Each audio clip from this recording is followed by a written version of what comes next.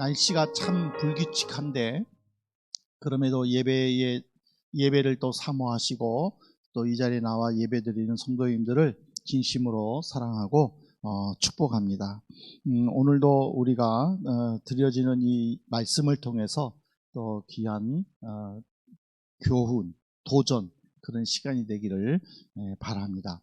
이 긍정적인 것하고 부정적인 것이 함께 공존한다라는 의미에서 동전의 양면이라는 말이 있습니다.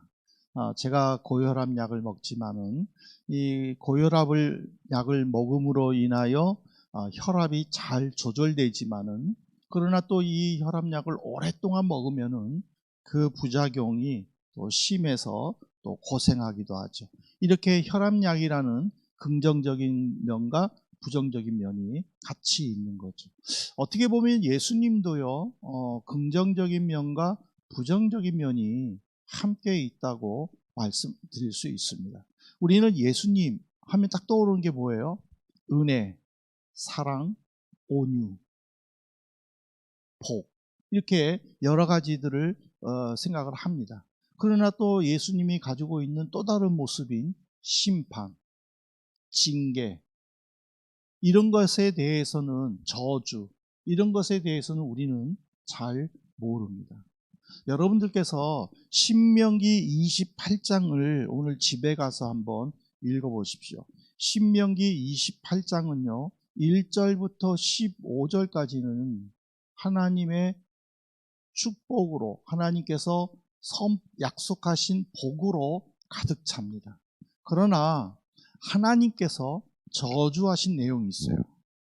그거는 16절부터 67절인가 마지막 절까지 무려 15절의 몇 배인 52구절이 저주로 가득 찼다라는 거예요. 하나님께서 우리에게 주시는 복은 15절에 불과해요. 그거는 뭐냐면 그것으로도 충분하다라는 의미겠죠. 그러나 우리가 하나님의 말씀을 제대로 순종하지 않고 하나님의 징계가 임하게 될 때는 그 몇 배의 52구절에 되는 다양한 종류대로 하나님께서는 그 사람을 심판하시겠다, 징계하시겠다라는 그런 의미입니다. 근데 어떻게 보면은 이 히브리서 12장도 바로 그런 모습하고 많이 똑같습니다.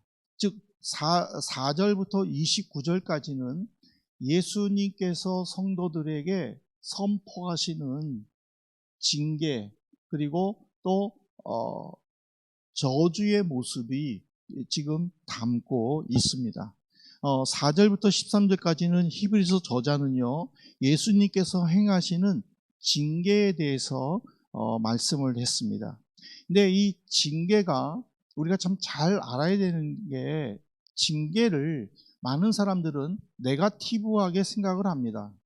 근데 이 징계는 네거티브가 아니라 원래부터 포지티브로 시작하는 거예요. 그러니까 헬라어로 이 징계는요 교육에서 나왔어요. 그래서 이 징계라는 헬라어 단어를 통해서 영어의 에듀케이션이 나온 거예요. 그러니까는 이 헬라어 문화권에서는 이 징계는 교육의 발전으로 인해 가지고 학문적인 수련으로 징계라는 단어를 사용한 거예요. 근데 이 징계를 히브리서 저자는 어떤 교육적인 면에서 적용시킨 것이 아니라 예수님의 징계와 연결시킨 거예요. 즉 예수님께서 성도들을 교육시키고 다루실 때에 필요한 것 중에 하나라고 설명을 하고 있다는 사실입니다. 그렇기 때문에 히브리서 저자는 이 징계라는 커다란 이 정의에 대해서 성도들에게 만일 예수님의 징계로 말미암아 어떤 어려움에 처했다면은 의기소침해 가지고 낙심하거나 절망하지 말고 이것을 견뎌냈었을 때에 하나님께서 주시는 그 징계의 유익을 생각하라 하고 지금 이 4절부터 13절까지 이 얘기를 한 거예요. 그러면서 5절부터 6절은요, 잠언 3장 11절부터 12절의 내용을 인용을 한 거예요. 근데 잠언 3장 11절부터 12절의 내용을 그대로 인용한 것이 아니라 그 의미를 인용을 해가지고 어떻게 설명을 했느냐면, 이 잠언에는요, 부모는 자기 아들에게 징계를 하고 징계가 없으면 그는 참 아들이 아니다 라고 솔로몬이 이야기를 한 거예요. 그것을 히브리서 저자는 어떻게 이야기를 했느냐면은, 마치 부모가 자녀를 징계하듯이 하나님도 택하신 성도들을 징계하신다라고 이야기를 한 거예요. 근데 이 히브리서 저자에게는요, 이 어떤 의미가 이 징계에 담겨져 있냐면은, 부모는 판단력과 분별력이 없기 때문에 징계를 하지만은, 그러나 그 징계의 순간을 넘어가면 후회하게 되고 징계받은 자녀에게 미안하다고 사과할 수밖에 없다라는 거예요.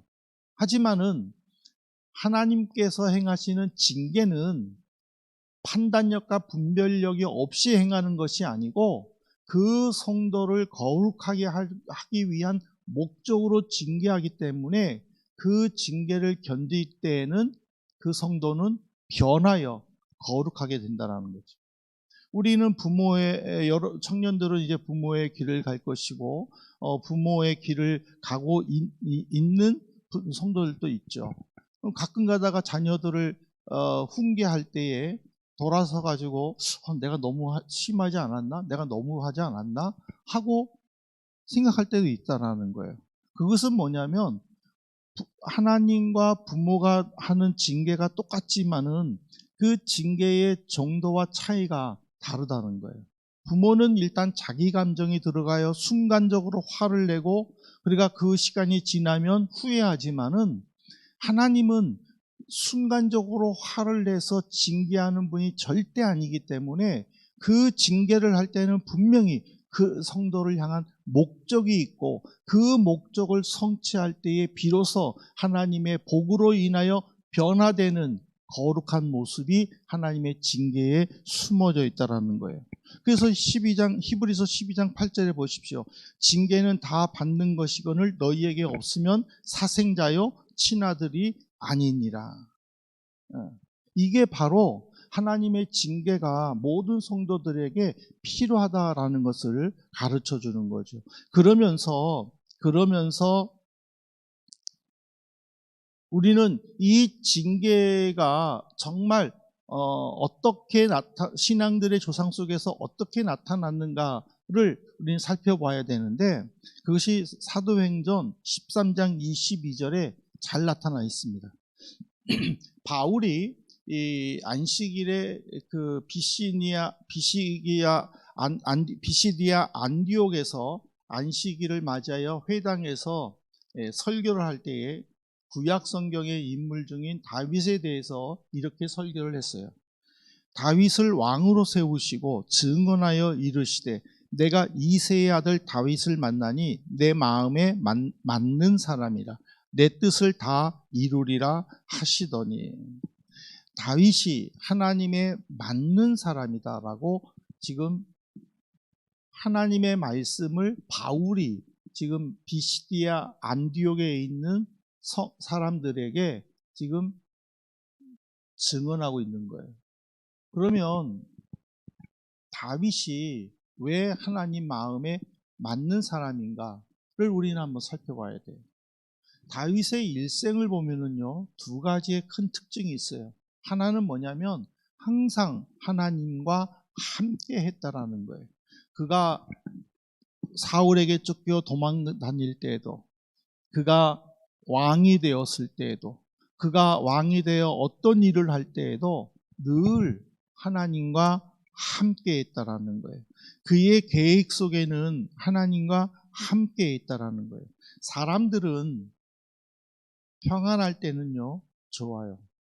막 잘 믿는 것 같고 또 열심히 봉사하는 것 같고, 그러나 그에게 위기가 찾아왔을 때는 그의 마음이 바뀔 수도 있다는 거죠. 그렇지만 다윗은 그러질 않았다는 거예요. 한결같이 그가 위기 속에 처했을 때에도, 그가 왕으로서 할 일들을 행했을 때에도 그는 늘 하나님과 함께 했다라는 거예요.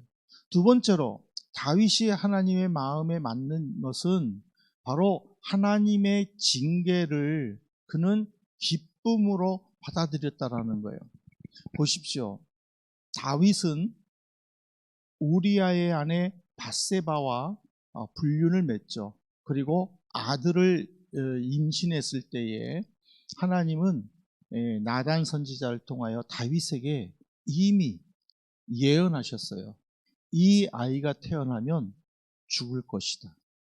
그런데 다윗은 그 아이가 태어났을 때에 병이 들었어도 그는 하나님 앞에서 금식 기도했어요. 그 아이를 위해서, 그리고 자신의 잘못을 위해서 금식 기도를 했어요. 그랬을 때에 그 아이가 죽었어도 그는 하나님께 감사의 제사를 드릴 수 있었던 거예요. 그가 자신의 잘못으로 말미암아 하나님의 징계로 자기의 아들 압살롬이 쿠데타를 일으키죠. 그래서 그는 도망가고 있어요. 도망갈 때에 사울의 부하였던 사람이 다윗을 막 저주합니다. 돌을 던지면서 막 저주합니다. 근데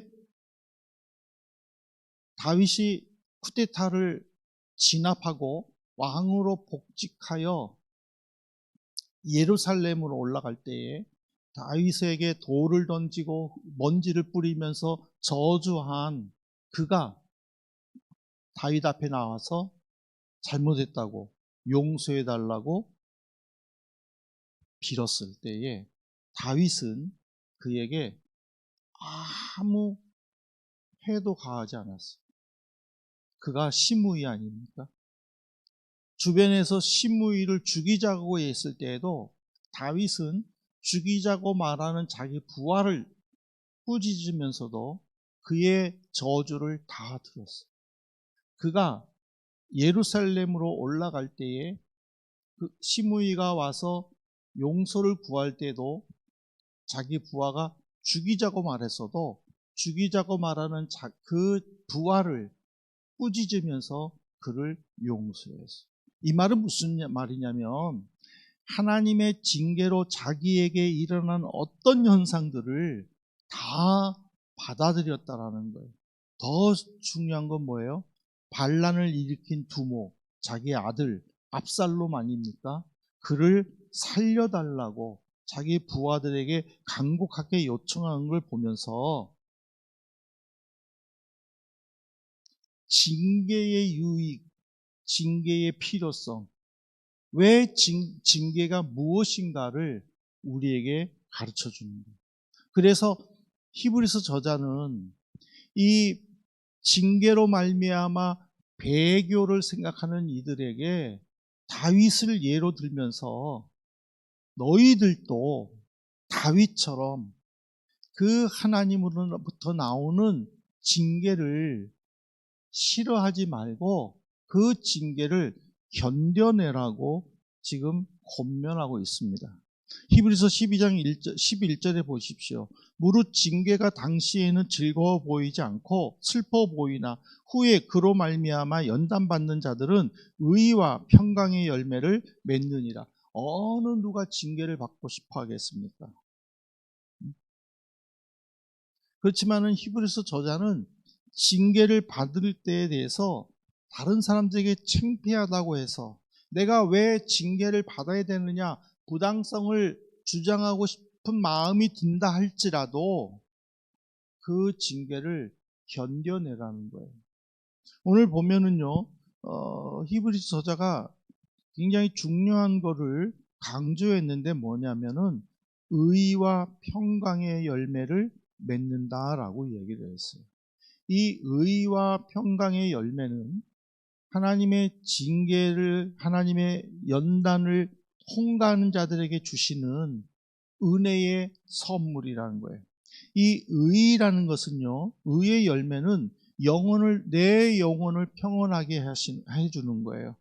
나를 순결하게 만들어서 복을 받기에 자격을 갖춘 그런 은혜가 의의 열매라는 거예요. 우리가 하나님의 연단을 견뎌내고 거룩하게 질 때에, 우리 스스로가 거룩을 추구해 나갈 때에 내 마음에 평안함이 있는 거예요.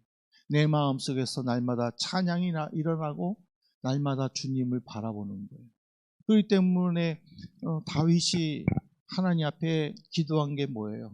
내게서 주의 영을 거두어 가지 말아달라고 그렇게 애타게 기도하는 것은 바로 그의 마음속에 경건을 날마다 추구하여서 마음의 평온을 얻게 하는 그 의의 열매를 받고 싶었기 때문이라는 거예요. 그 다음에 평화의 열매는 뭐냐? 행복과 번영으로 성도들에게 이롭게 하는 게 바로 평화의 열매라는 거예요. 이 평화의 열매는 하나님으로부터 오는 징계를 받고 견디는 자들에게 누릴 수 있는 거라는 거예요. 이것이 바로 4절부터 13절까지 이루어진 예수님이 내리신 징계의 모습이라는 거예요. 그 다음에 이제 14절부터 17절까지는 모든 사람과 더불어서 화평을 누리라고 이야기를 해요. 모든 사람과 화평을 누리는데 갑자기 히브리서 저자는요, 쓴뿌리를 강조하고 있어요.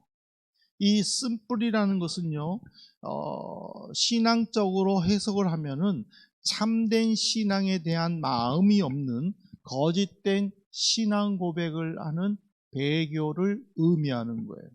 영적으로 해석을 할 때에 주변에 작은 예쁜 나무들이 있어요. 근데 그 나무 옆에 어마어마하게 큰 나무가 있다면은요, 이 작은 예쁜 나무는 자라지를 못해요. 왜냐하면 어마어마하게 큰 나무가 그 모든 영양분들을 다 빨아들이기 때문에 마찬가지입니다. 제대로 된 신앙 고백을 하지 않는 성도들을 우리가 믿음의 형제로 같이 신앙 생활을 한다면은 그로 인하여 나도 시험에 들 수 있다라는 거예요. 늘 불평하고 늘 비관적이고 늘 부정적인 그런 일들을 행하는 사람들과 내가 지나게 되면은 나 역시 부정적이 되고 비관적이 된다라는 거예요. 그렇기 때문에 히브리서 저자는 사귀어야 될 사람과 사귀지 말아야 될 사람을 구분을 해놨어요. 그 구분 속에 보면은 도덕적으로 성적인 도덕적으로 악한 자들을 사귀지 말라고 이야기를 했어요. 그리고 이단들과 사귀지 말라고 또 이야기를 해놨어요. 근데 여기서 참 웃긴 게, 좀 웃기다기보다는 이해가 안 되는 부분이 하나 있어요. 왜냐하면 히브리서 저자는요, 모든 사람들하고 평화를 나누라고 그랬어요. 그런데 왜 이 사람은 제외하고 다른 사람하고 사귀라고 했을까? 의문점이 제기가 돼요. 다 하면은 믿음이 연약한 사람도 내가 사귀어가지고 믿음이 좋은 사람으로 만들 수도 있는데 왜 그들을 사귀지 말라라고 이야기를 하는가? 이단들과 사귀는 게 어때서? 내가 그들을 전도해가지고 교회로, 정상적인 교회로 인도하면은 오히려 하나님의 영광을 나타내는데 왜 그들하고는 사귀지 말라고 하느냐? 라고 우리는 생각할 수 있어요. 그런데 히브리서 저자는요, 이삭의 장남인 에서를 비유로 들었어요. 에서는 어떤 사람이에요? 이삭의 장남이에요. 그 당시에 장남이라면은요, 아버지 재산의 50%를 가질 수 있어요. 아버지의 지위를 이어받을 수 있어요.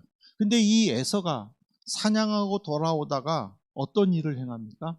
너무 배가 고프니까 팥죽을 끓인 동생 야곱에게 자기의 지위를 넘어줘요. 그 지위는 장남이에요. 그래, 네가 형해. 왜냐하면 둘은 쌍둥이에요.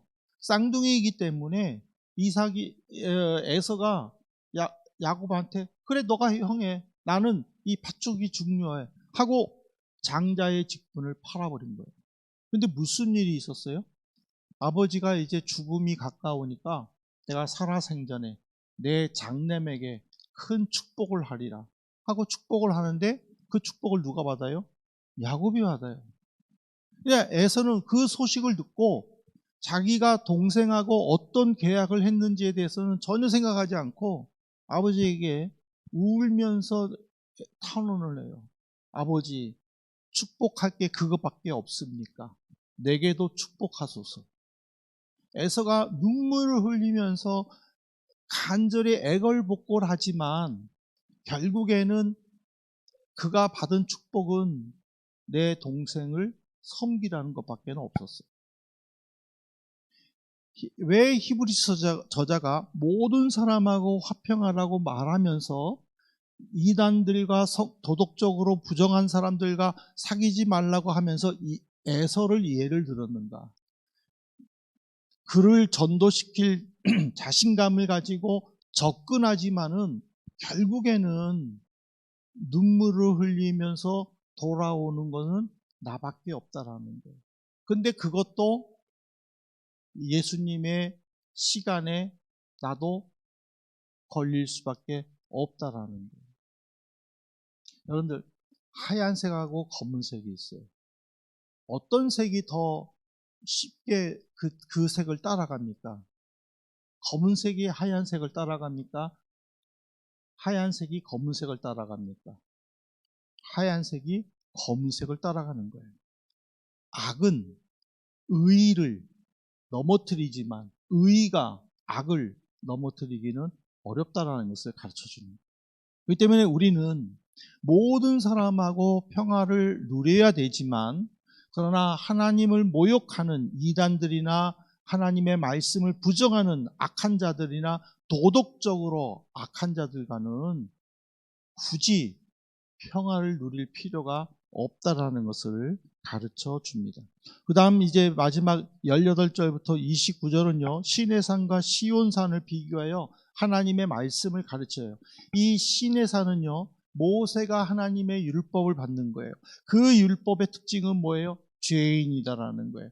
의롭다 할 수 없다라는 거예요. 하지만은 시온산은 예루살렘이에요. 그 예루살렘은 예수 그리스도를 의미하는 거예요. 예수 그리스도는 주시는 말씀을 내가 직접 받는다는 거예요. 예수 그리스도로부터 평화를 얻는다는 거예요. 예수 그리스도로부터 구원을 얻는다는 거예요. 예수 그리스도로부터 죄의 용서함을 받는다는 거예요.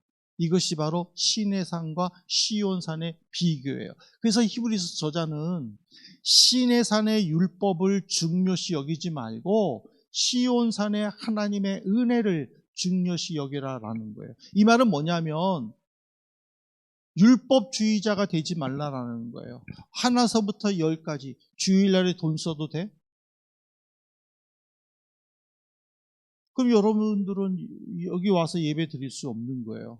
왜? 내가 대중교통편을 사용함으로 말미암아 돈을 썼잖아. 네? 그거예요. 율법주의자가 되지 말라는 거예요. 이거를 먹으면 돼? 그럼 여러분, 우리는 돼지고기를 먹지 말아야 되는 거예요. 레위기서에 기록된 음식 이외에는 먹지 말아야 돼. 근데 여러분들은 대창 좋아하잖아. 여러분들은 막창 좋아하잖아요. 순대 좋아하잖아. 다 걸리는 거잖아. 그러니까 그런 율법주의에 빠지지 말라라는 거예요. 그렇다고 해서 은혜를 강조하면서 방종하지는 말라라는 거죠. 그래, 안식일에 돈을 써도 돼? 마음껏 돈 쓰는 거. 그거는 안 좋죠. 예. 꼭 필요할 때는 쓸 수는 있지만, 그러나 정말 내가 율법인가 은행가를 구분해야 할 때는 은혜를 먼저 구분한다라는 것을 우리에게 가르쳐 주는 거예요. 오늘 예수님의 말씀을 우리는 화평의 복음이고 평안의 복음이라고 믿고 있어요. 그 말씀이 우리를 치료해주고 우리의 육신을 회복시켜 주셔요. 사도행전 10장 36절부터 37절에 보십시오. 만유의 주 되신 예수 그리스도로 말미암아 화평의 복음을 전하사 이스라엘 자손들에게 보내신 말씀 곧 요한이 그 세례를 반포한 후에 갈릴리에서 시작하여 온 유대에 두루 전파된 그것을 너희도 알거니와. 여기서 보면은 예수님이 전하신 복음의 핵심은 화평이라 쓰고 평화라고 읽는 하나님과 인간 사이의 화해를 의미하는 거예요. 이거는 베드로가 이방인 고넬료에게 설교할 때에 예수 그리스도의 복음을 정의를 한 거예요. 예수 그리스도의 복음은 하나님이 우리의 죄를 용서해 주심으로 하나님과 우리가 화해를 하고 그 화해로 말미암아 우리끼리 화해하는 그 평화가 화평으로 임했다라는 거예요. 그렇지만은 신의 산하에서 나오는 율법은 하나님은 우리를 심판하는 자로밖에는 기록되지 않았어요. 우리를 정죄하고, 그렇기 때문에 이스라엘 백성들이 광야 생활 속에서 하나님과 약속을 했음에도 불구하고 광야의 여정 속에서 끊임없이 하나님이 이스라엘 백성들을 징계하고 이스라엘 백성들이 회개하고의 이 반복된 과정은 율법의 특징이라는 거예요. 지키지 않으면 하나님의 징계.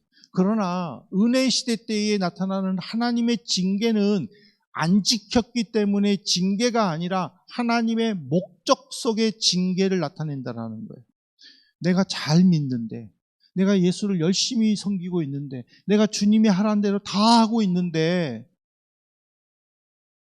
자꾸 일이 꼬이고 정말 하나님이 이게 맞습니까? 라는 생각이 든다면 그거는 여러분들이 하나님의 징계로 받아들이면서 하나님께 간구해야 되는 문제예요.